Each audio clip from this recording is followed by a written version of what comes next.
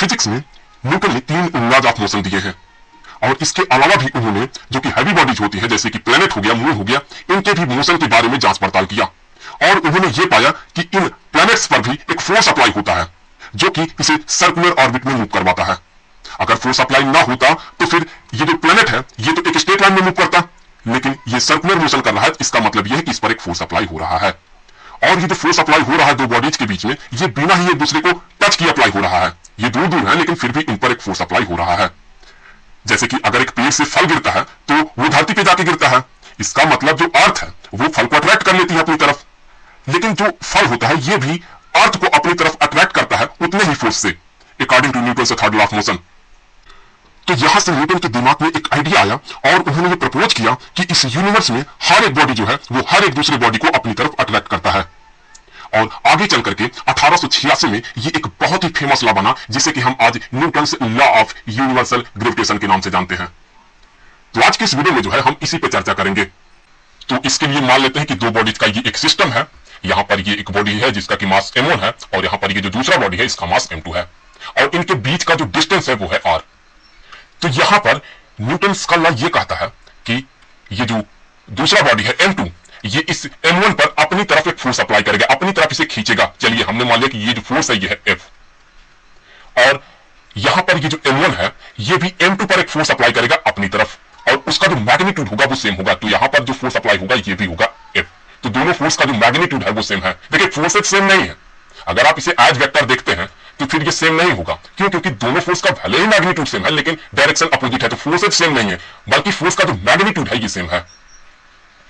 तो अब यहां पर ये लॉ जो है वो ये कहता है कि ये जो F है, ये जो फोर्स F है, F ये प्रोपोर्शनल होता है यहां पर ये जो m1 है ये, अगर आप यहां पर ये जो मास है इसे डबल कर देते हैं तो ये जो फोर्स है ये भी डबल हो जाएगा। इसी तरह से यहां पर ये जो फोर्स है ये m2 के भी प्रोपोर्शनल होता है। अगर आप यहां पर ये जो m2 है इसे डबल करते हैं तो फिर ये भी फोर्स डबल हो जाएगा। सो यहां भी 2F और यहां भी 2F। तो फोर्स जो है ये m2 के भी प्रोपोर्शनल होता है और हम दोनों को मिला करके ये कह सकते हैं कि ये जो F है, ये जो F है ये प्रोपोर्शनल होगा m1 इंटू m2 के। और यहां पर ये जो इनके बीच का डिस्टेंस है इसके स्क्वायर के ये इनवर्सली प्रोपोर्शनल होता है।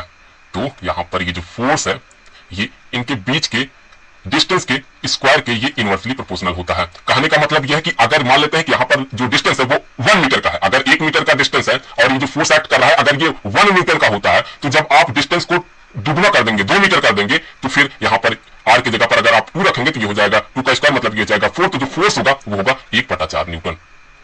तो इस तरह से ये इनके बीच के डिस्टेंस के स्क्वायर के इनवर्सली प्रोपोर्शनल होता है।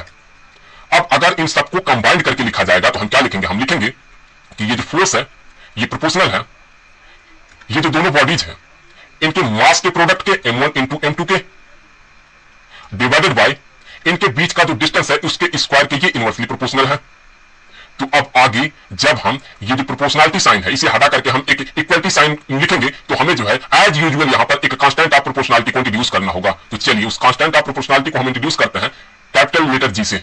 ये हो गया और फिर आगे हम यही लिखेंगे m1 m2 divided by r का स्क्वायर।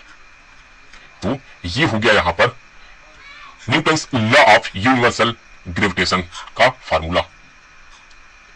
तो फोर्स का जो मैग्नीट्यूड है वो कुछ इतना है और यहां पर ये जो आपको G दिख रहा है जो कि एक कांस्टेंट है, इसे कहा जाता है कि ये है यूनिवर्सल ग्रेविटेशन कांस्टेंट। और इसके वैल्यू को जो है एक्सपेरिमेंटली पता किया था एक एक्सपेरिमेंटल और थ्योरेटिकल केमिसिस्ट एंड फिजिसिस्ट जो कि थे हेनरी कैवेंडिश ने। और उन्होंने ये पाया था कि ये जो G है, ये जो आपको G दिख रहा है, इसका जो वैल्यू होता है ये होता है 6.67 इंटू 10 टू द पावर -11।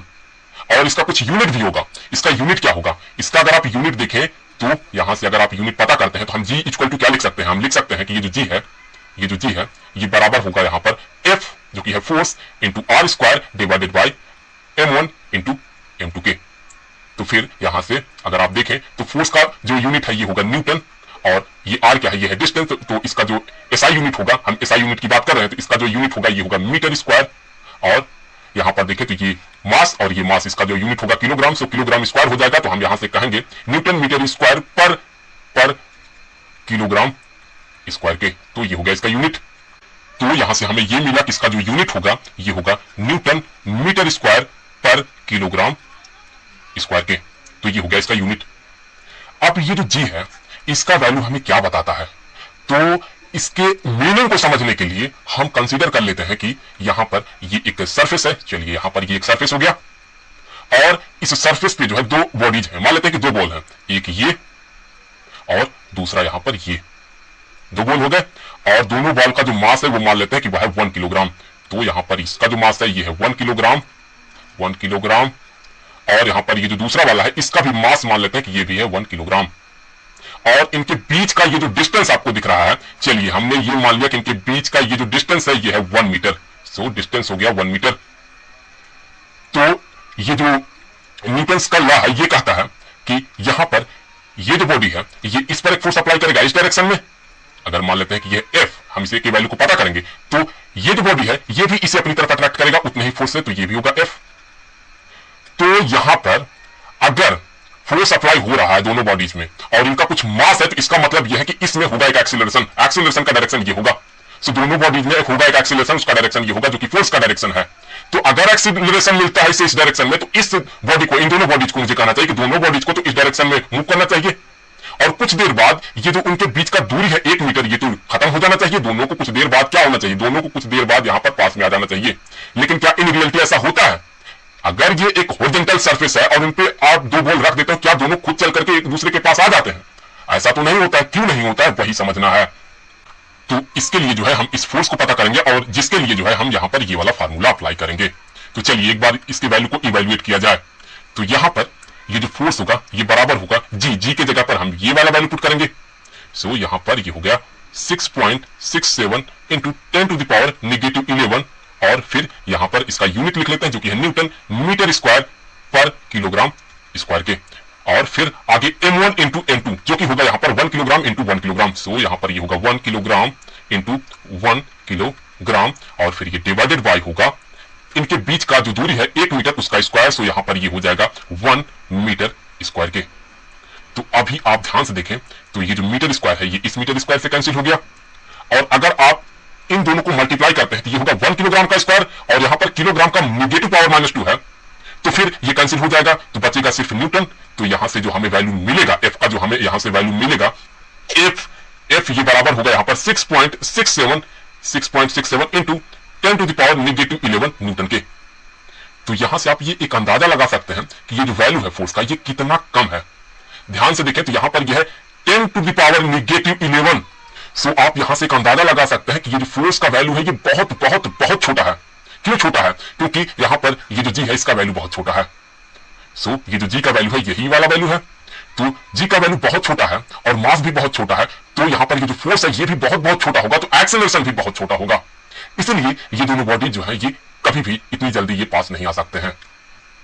और हम डे टू डे लाइफ में जो है इन बॉडीज को जो है एक दूसरे पे जो फोर्स अप्लाई कर रहे हैं इसे हम फील नहीं कर पाते हैं। वैसे अप्लाई कर रहे हैं ये फोर्स, हम अपने आसपास जितने भी बॉडी देखते हैं वो फोर्स अप्लाई कर रहे हैं, लेकिन ये फोर्स इतना कम है कि हम उसे फील ही नहीं कर सकते हैं।